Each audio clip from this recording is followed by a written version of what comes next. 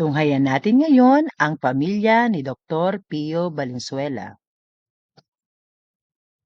Narito ang tahanan ni Dr. Pio Valenzuela na matatagpuan sa Polo, Valenzuela.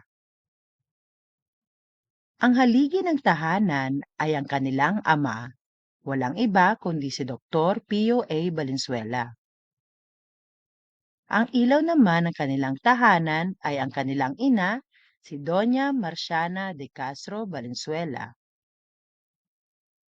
Ang pamilya Valenzuela ay may 7 anak, 4 na lalaki at 3 babae.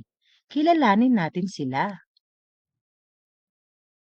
Ang kanilang panganay ay si Abelardo Valenzuela.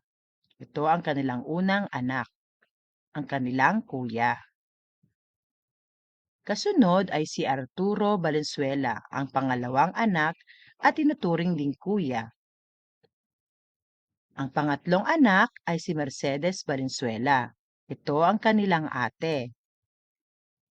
Si Rosa Valenzuela naman ang ika-4 na anak. Ito rin ay isa nilang ate. Amadeo Valenzuela ang ika-5 anak at tinuturing din itong kuya. Si Alicia Valenzuela naman ang ika-6 na anak. Isa rin siyang ate. Ang ika-7 anak o ang kanilang tinuturing na bunso ay walang iba kundi si Diego Valenzuela.